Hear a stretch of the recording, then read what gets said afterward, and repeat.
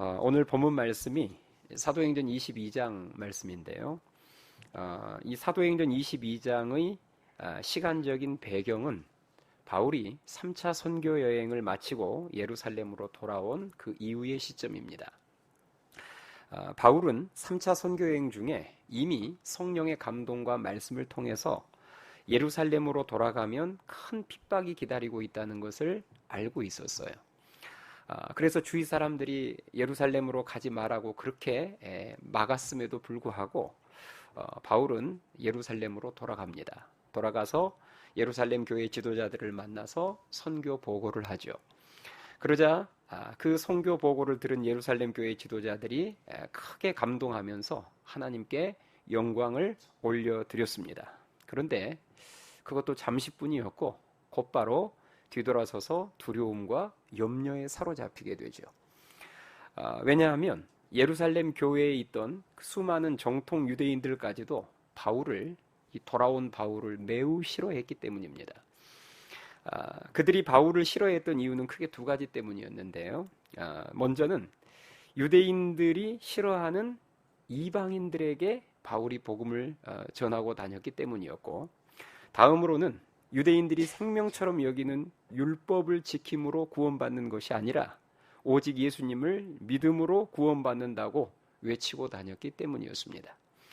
엎친 데 덮친 격으로 예루살렘에 있었던 이 유대인들은 바울을 오해하기까지 했어요. 바울이 이방인들을 데리고 성전에 들어가서 성전을 더럽혔다고 오해해서 바울을 성전에서 보자마자 이들이 집단으로 달려들어서 바울을 집단 폭행했습니다. 정말 죽여버리려고 했어요. 다행히 그때 로마 천부장이 이끄는 진압부대가 그곳에 도착해서 바울이 구사일생으로 목숨을 건지게 되는데요. 바울은 그렇게 이제 진압부대에 붙잡혀서 영내로 끌려가는 그 도중에도 유대 군중들을 향해서 발언할 수 있는 기회를 달라고 부탁을 하면서 그 유대 군중들을 향해서 방금 전까지 자기를 향하여서 자기를 폭행하고 죽이려고 했던 그 유대 군중들을 향해서 자신이 예수님을 만난 간증을 해요. 참 대단하죠. 그런데 그 간증 도중에 자신이 이방인의 사도로 하나님께서 자신을 이방인의 사도로 부르셨다고 말하자 유대인들이 그 말에 다시 또 격분합니다. 아무튼 유대인들은 이방인이라는 단어만 나오면 난리가 나는 거예요. 그 말에 격분해서 다시 큰 소동을 일으키게 됩니다. 이에 천부장이 깜짝 놀라서 바울을 채찍질하여서 신문하려고 했을 때, 그때 채찍질을 지금 당하려고 하는 그 위기의 순간에 바울이 로마 시민권 찬스를 사용해요. 자신이 로마 시민권자라는 사실을 그 순간 밝히자 천부장은 태도를 180도 바꿔서 바울의 결박을 풀어주고 기재 안에 감금했다가 다음날 유대인들의 최고 의결기관인 산헤드린 공회로 이 바울을 데리고 갑니다. 자, 어디를 가든지 큰 문제를 일으키는 바울을 이 지금 천부장 입장에서는 얼른 산헤드린 공회로 떠넘겨버리고 싶었던 거예요. 자, 그 내용이 바로 전장 마지막 절에 나옵니다. 22장 30절 말씀 한번 보실래요? 22장 30절 말씀. 자, 22장 30절에 보시면 이튿날 천부장은 유대인들이 무슨 일로 그를 고발하는지 진상을 알고자 하여 그 결박을 풀고 명하여 제사장들과 온 공회를 모으고 바울을 데리고 내려가서 그들 앞에 세우니라. 자, 지금 바울이 공회 앞에 서는 장면이에요. 자, 유대인 최고의 사법기관인 이 산헤드린 공회는요, 70명의 공회원으로 구성된 이 유대 최고의 사법기관이었습니다. 당대 최고의 유대 지도자들인 제사장, 서기관, 장로들로 구성되어 있었어요. 이들은 구약 율법을 해석해서 유대인들의 문제를 재판해 주었는데요. 바울이 지금 그 최고의 권력자들 앞에 홀로 선 것입니다. 중요한 것은 바울이 그 최고의 권력자들 앞에서 조금도 두려워하지 않았다는 거예요. 자, 오늘 본문 1절 말씀 한번 보실래요? 23장 1절. 자, 23장 1절에 보시면 바울이 공회를 주목하여 이르되 여러분 형제들아 오늘까지 나는 범사의 양심을 따라 하나님을 섬겼노라 하거늘. 자, 무슨 말인지 아시겠죠? 한마디로 말해서 하나님 앞에서 저는 부끄러움이 없습니다.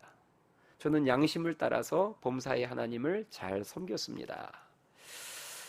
이렇게 이 바울이 고백하자 그 말을 듣고 있던 대제사장 아나니아가 크게 분노합니다. 2절 말씀 보실래요?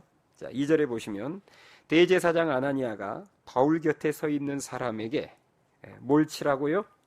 그 입을 치라 명하니. 지금 이 대제사장이 바울의 말을 듣고 있다가 얼마나 화가 났으면 바울의 입을 다 치라고 명령했을까요?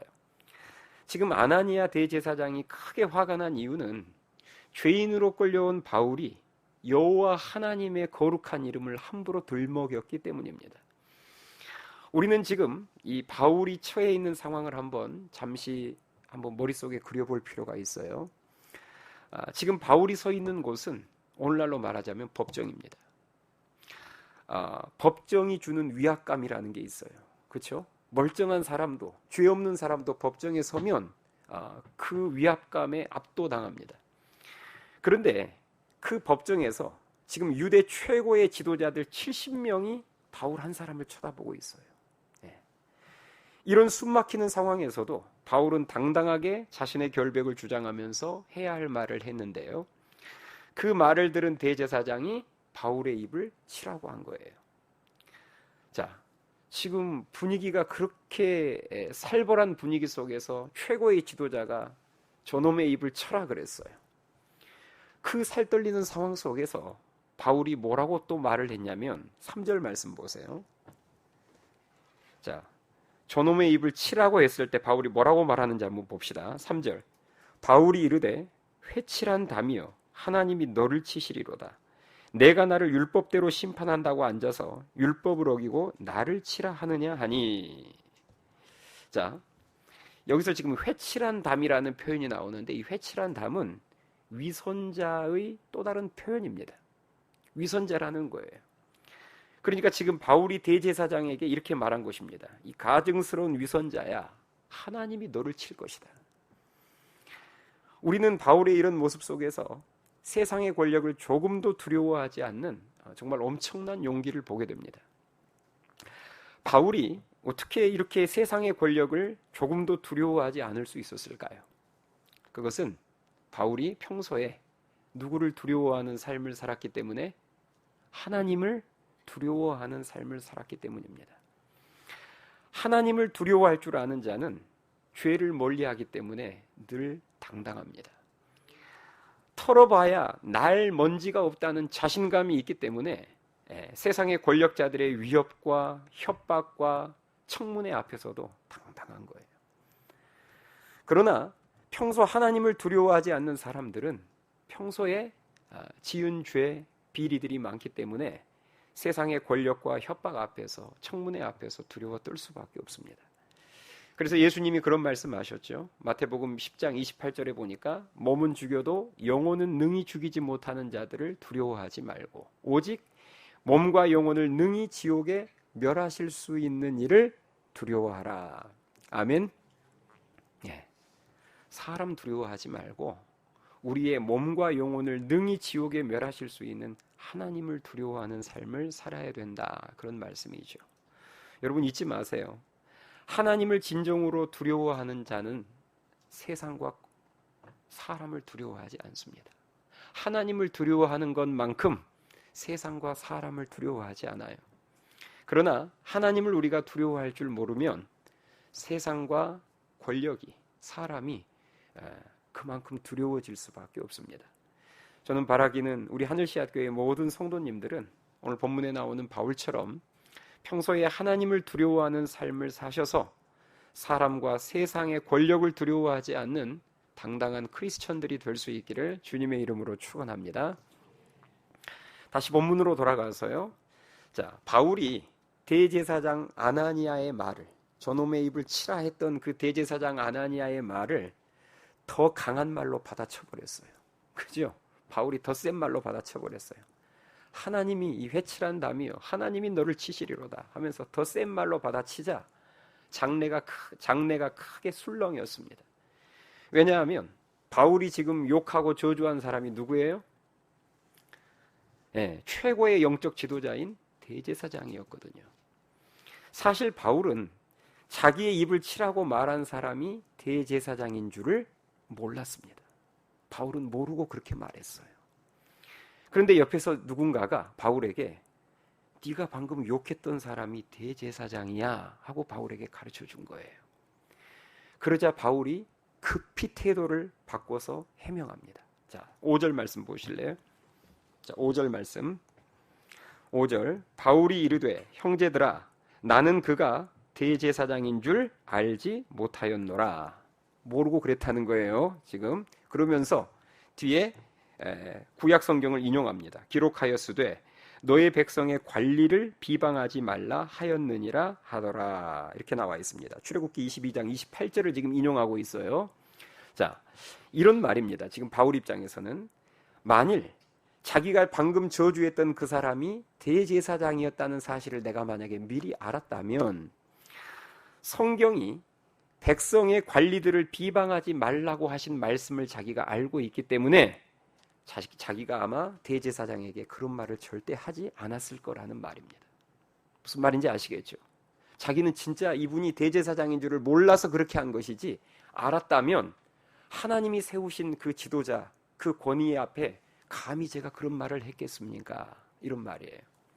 우리는 이런 모습을 통해서 바울이 하나님께서 세우신 질서와 권위를 존중할 줄 아는 자라는 사실을 발견하게 됩니다. 바울의 이런 모습이 오늘날 우리 신앙에 있어서도 굉장히 중요합니다. 왜냐하면 오늘날 많은 사람들이 하나님께서 세우신 질서와 권위를 잘 인정하지도 않고 존중하지도 않기 때문입니다. 오늘날은 권위가 사라져버린 시대고 권위가 땅바닥에 추락해버린 시대입니다. 다윗을 한번 생각해 보세요. 자신의 주군이자 장인이었던 사울왕의 행동을 한번 보면 사울왕의 행동은 왕으로서도 수준 이하였고, 맞죠? 장인으로서도 완전 수준 이하였습니다. 그런데 다윗은 그 권위를 인정하고 사울을 함부로 대하지 않았어요. 심판을 끝까지 하나님께 맡기면서 자신은 신하로서의 자세, 사위로서의 자세를 사울왕 앞에서 잃지 않았습니다. 지금 바울도 마찬가지예요. 오늘 본문에 나오는 이 대제사장, 바울에게 저놈의 입을 치라고 했던 이 대제사장은 구약에 나오는 그런 경건한 대제사장이 아닙니다. 이 대제사장은요, 신구약 중간기를 거치면서, 다시 말해서 말라기 시대 때부터 마태복음 시대까지 이 신구약 중간기를 거치면서 완전히 타락하고 부패한 정치인으로 바뀌어버립니다. 대제사장이 정말 형편없는 영적 지도자였지만 바울은 그가 대제사장이라고 하자 곧바로 태도를 바꾸면서 자신의 실수를 인정합니다. 여러분, 이게 바른 신앙이에요. 아멘이 되세요? 오늘날 같으면 이런 대제사장한테 오늘날 같으면 어떻게 대할까요? 네가 목사냐? 목사라고 이름 붙이지도 않겠죠. 그러지 않아요? 저렇게 부패하고 타락한 게 네가 무슨 목사냐 하면서 네가 무슨 대제사장이나 하면서 난리 났겠죠. 근데 바울 보세요. 이렇게 부패하고 형편없는 대제사장 앞에서도 얼른 자세를 고쳐서 그 권위를 인정해 줍니다. 여러분, 이게 바른 신앙이에요. 오늘날 여러분 한번 보세요. 여러분이 어떤 당을 지지하고 어떤 대통령을 지지하든 간에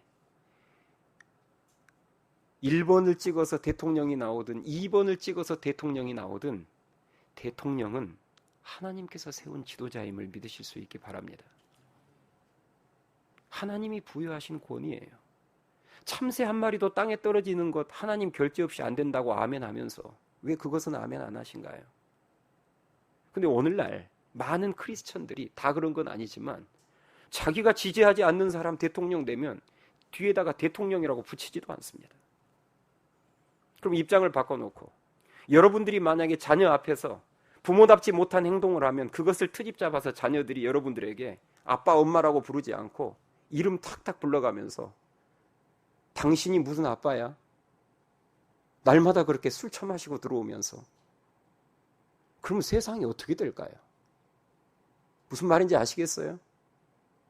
여러분은 자녀 앞에서 아빠로서 엄마로서 창피한 짓 한 적 없으십니까?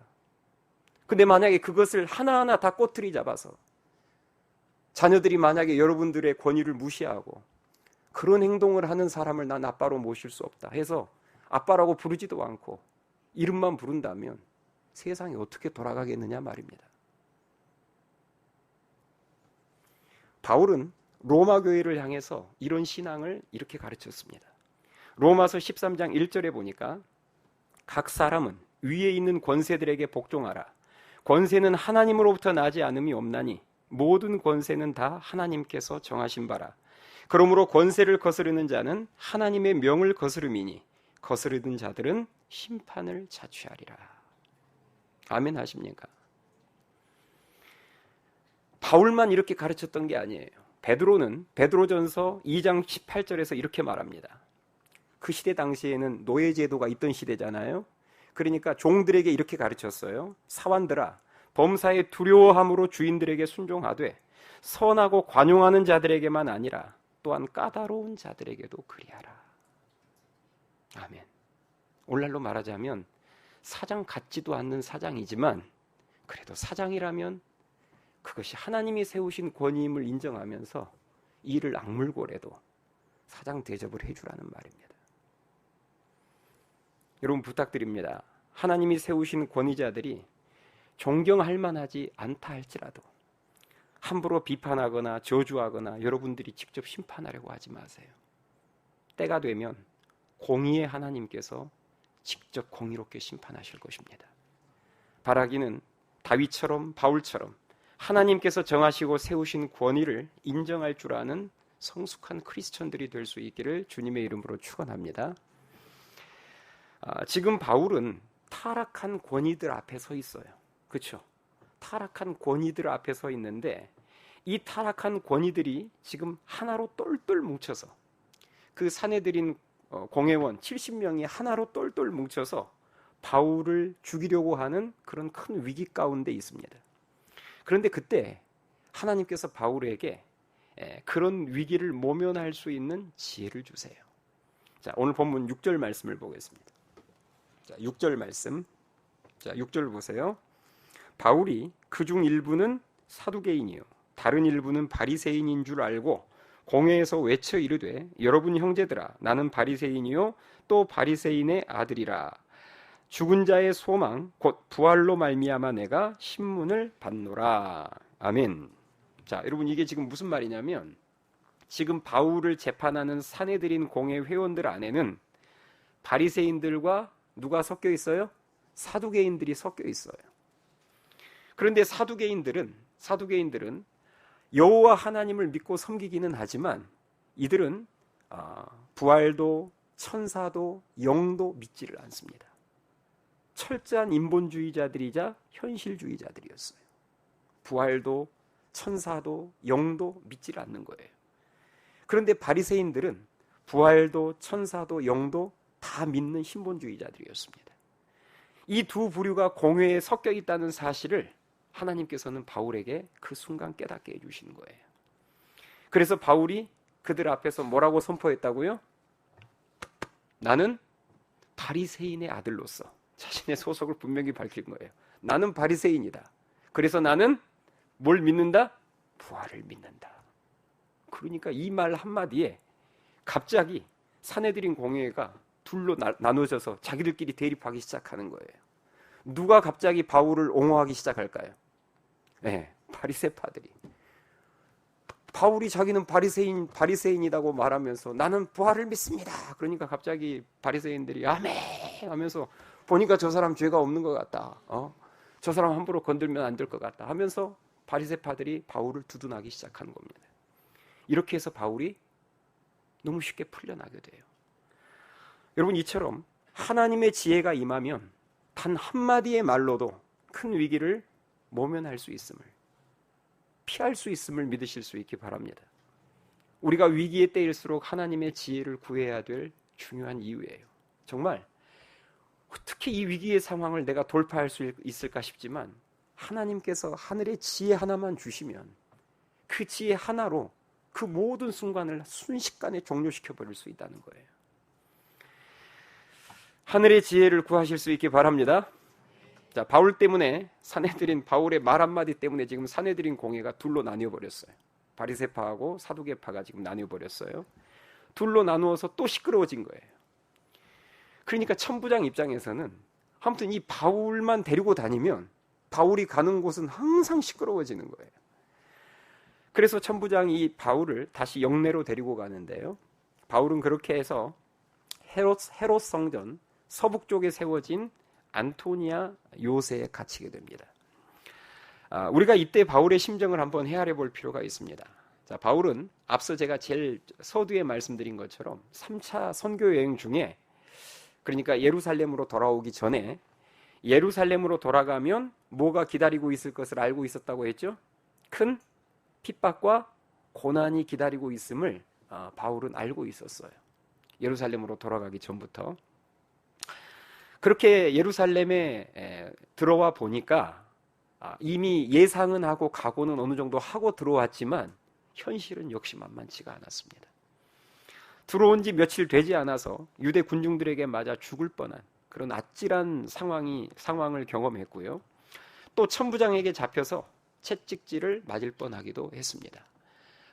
로마 시민권 찬스를 써서 모면하기는 했지만 천부장에게 잡혀서 채찍질 맞을 뻔도 했고, 또 그런 우여곡절 끝에 사내들인 공회 앞에 끌려갔습니다.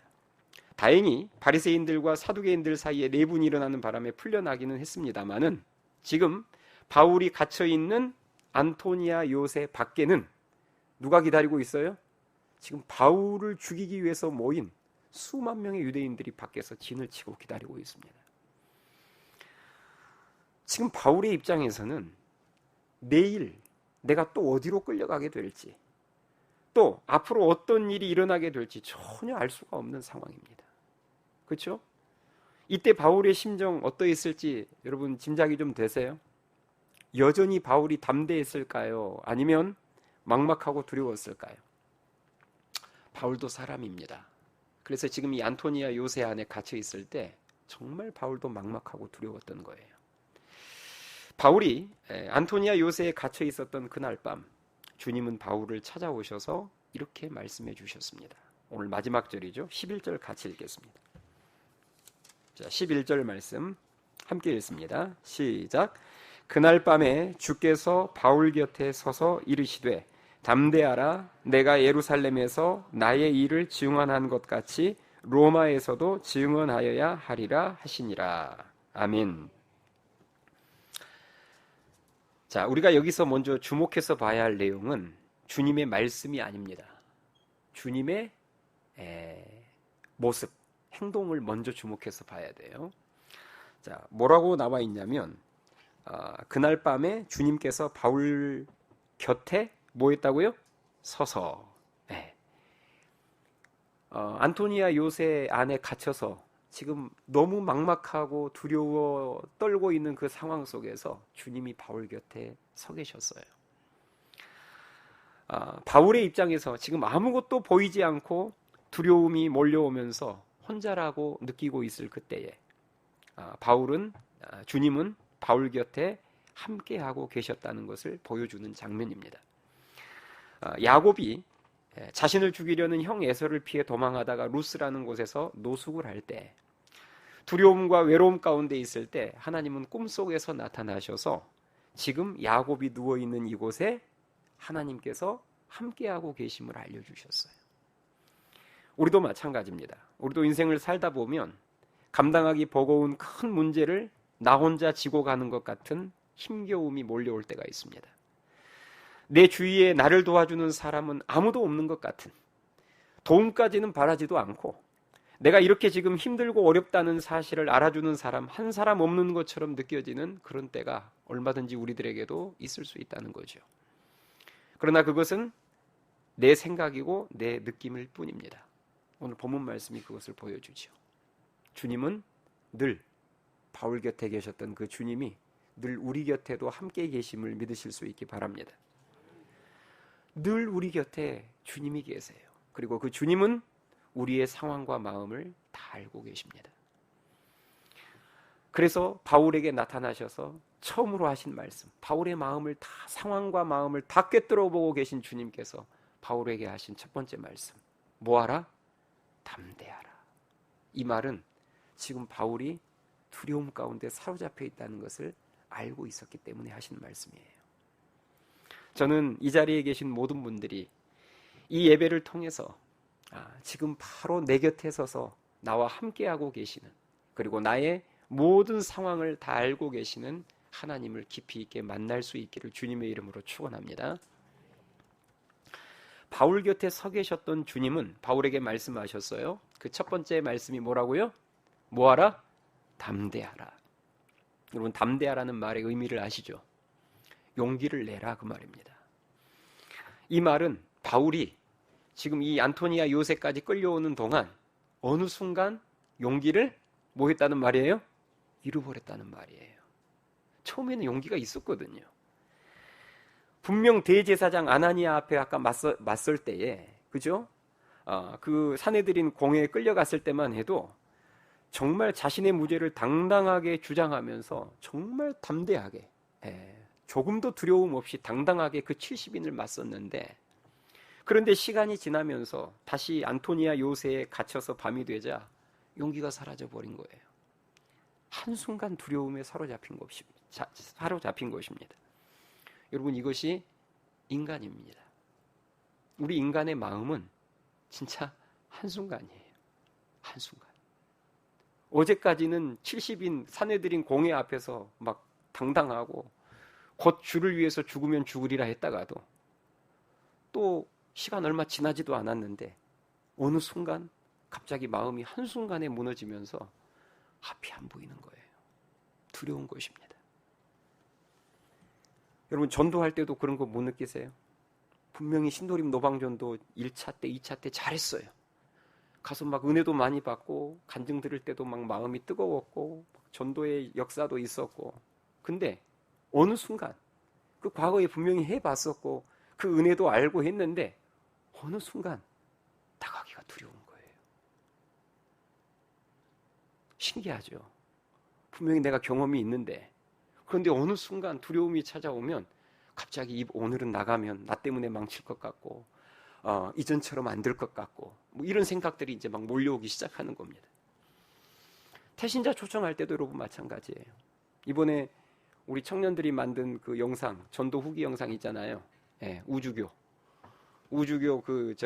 우리는 주에 움직이는 교회 찾아가서, 청년들이 찾아가서 태신자들 축복해주고 막 보험도 전하고, 그 영상을 보면서 막 은혜가 충만하고 나도 이제 저렇게 하면 다 될 것 같고 해서 용기를 엄청 내서 초청장을 들고 태신자를 딱 만났는데, 이게 태신자하고 몇 마디 말을 섞는데 용기가 갑자기 싹 사라져 버린 거예요.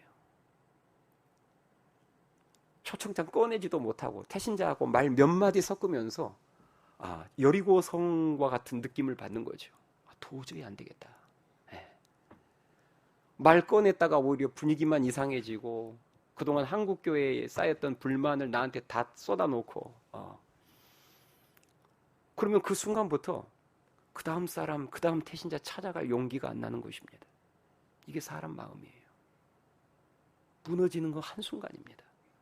염려, 근심, 걱정, 두려움에 사로잡히는 거 한순간입니다. 하나님께서는 바울의 연약해진 이 마음을 아셨고, 그래서 밤중에 찾아오셔서 담대하라고 격려하시는 거예요. 그리고 이어서 말씀하시죠. 담대하라고 말씀하신 다음에 이어서 뭐라고 말씀하십니까? 이곳 예루살렘에서 네가 나를 증언한 것처럼 너는 어디에 가서도 증언해야 된다? 로마에 가서도 증언해야 할 것이다. 이 말씀을 해주셨어요. 이 말씀은 무슨 말이에요? 네가 이 안토니아 요새에서 반드시 살아나가게 될 것이다. 지금 밖에 너를 죽이려고 있는 수만 명의 유대인들이 진을 치고 있지만 내가 내 방법으로 너를 보호하며 반드시 로마 땅에 너를 데려다 놓을 거야. 너는 거기서 나를 위해서 해야 할 일이 아직도 너무 많이 남아있어. 바울아, 용기를 잃지 말고 담대해야 돼. 이게 주님의 말씀입니다. 이 예루살렘이 끝이 아니야. 하나님은 오늘도 우리들에게 그렇게 말씀하시는 거예요. 이렇게 해서 끝나는 건가? 이렇게 해서 내 전도는 끝나는 것인가? 나는 이제 지금 뭐 한 10일도 채 못 남았는데 이번에도 안 되나 봐 하는 우리에게 말씀하시는 거예요. 그렇지 않다는 거죠. 내가 너와 함께하고 있고 내가 너를 통해서 앞으로 해야 될 일이 얼마나 많은데 아직 끝이 아니야. 이 음성을 들으실 수 있기를 주님의 이름으로 축원합니다. 오늘 말씀을 정리하겠습니다. 우리가 오늘 바울의 여러 가지 모습을 봤어요.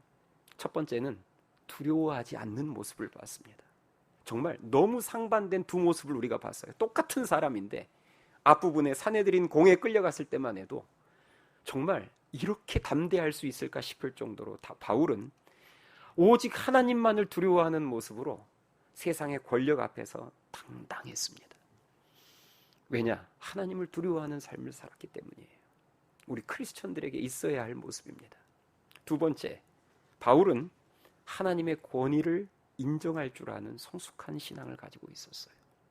당시 대제사장, 완전 썩어 부패한 영적 지도자들이었음에도 불구하고 그가 대제사장이라는 사실을 아는 순간 바울은 태도를 즉시 바꿉니다. 내가 만약에 하나님께서 세우신 대제사장인 줄 알았으면 저는 그렇게 말을 함부로 하지 않았을 것입니다. 죄송합니다.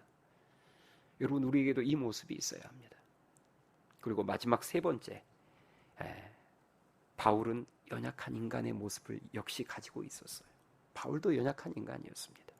한순간의 두려움에 사로잡혔을 때 주님께서는 그런 바울을 찾아와서 담대하라고 용기를 불어넣어 주셨어요.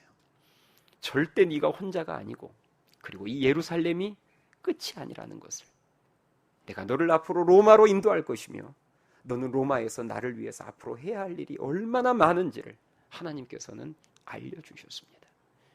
오늘 이 시간도 하나님께서는 전도를 하다가, 지금 여러분 전도를 지금 우리가 막 하고 있잖아요. 새생명 축제를 앞두고 또 노방론도 전도를 하면서 여기 앞에서 나와서 간증한 사람들은 대부분 성공 사례를 말하는 것이고, 우리가 흔히 아는 성공, 사실은 제가 말했잖아요. 성공도 실패도 없고 나가는 것 자체가 다 성공이지만, 그러나 우리가 나누는 세상적인 기준으로 봤을 때 성공 사례를 말하는 것이고, 노방전도 나가면 거절 많이 당합니다.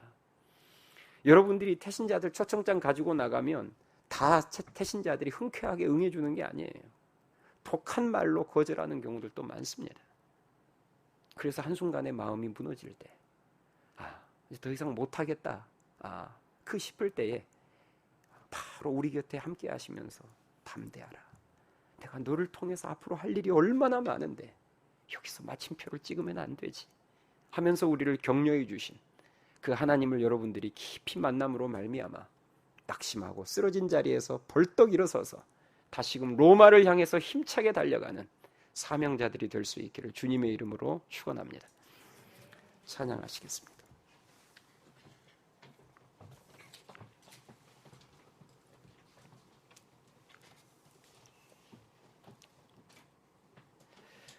오늘 주신 말씀을 생각하면서 다 같이 찬양합시다.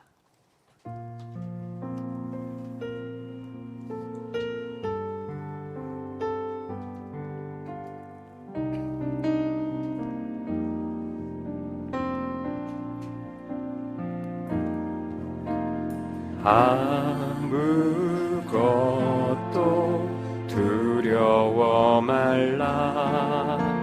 주 나의 하나님이 지켜주시네. 놀라지 마라. 겁내지 마라. 주님 나를 지켜주시네. 아무것도 두려워 말라. 아무것도 두려워 말라. 주 나의 하나님이 지켜주시네. 놀라지 마라. 겁내지 마라. 주님 나를 지켜주시네. 다시 한번 고백합니다. 아무것도 두려워 말라. 아무것도 두려워 말라. 주 나의 하나님이 하나님 우리에게 말씀하십니다. 놀라지 마라. 겁내지 마라. 겁내지 마라. 주님 나를 지켜주시네. 내 마음이 힘에 겨워 지칠지라도 주님 나를 지켜주시네. 세상의 험한 풍파 몰아칠 때도 주님 나를 지켜주시네.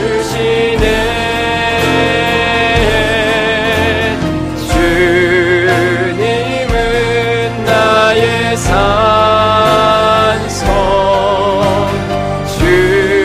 주님은 나의 요새, 주님은 나의 소망, 나의 힘이 되신 여호와. 우리 처음부터 다시 한번 고백합니다. 아무것도 두려워 말라. 또 두려워. 주 나의 하나님이 지켜주시네. 하나님이 지켜주시네. 놀라지 마라. 겁내지 마라. 겁내지 마라. 주님 나를 지켜주시네. 지켜주시네. 내 마음이 힘에 겨워 지칠지라도, 내 마음이 힘에 겨워 지칠지라도 주님 나를 지켜주시네. 세상의 험한 풍파 몰아칠 때도 주님 나를 지켜주시네. 주님은 나의 산성, 나의 산, 주님은 나의 요새, 주님은 나의 요, 주님은 나의 소망, 주님은 나의 나의 힘이 되신 여호와, 되신 여호와. 내 마음이 힘에 겨워 지칠지라도, 내 마음이 힘에 겨워 지칠지 주님 나를 지켜주시네. 나를 지켜주시네. 세상의 험한 풍파 몰아칠 주님 나를 지켜주시네. 주님 나를 지켜주시네. 우리 두 손 들고 찬양합니다. 주님은 나의 산성, 나의 산, 주님은 나의 요새, 주님은 나의 요, 주님은 나의 소망, 주님은 나의 소, 나의 힘이 되신 여호와, 나의 힘이 되신. 우리 마음을 실어 다시 한번 고백합니다. 주님은 나의 산성, 주님은 나의 산, 주님은 나의 요새,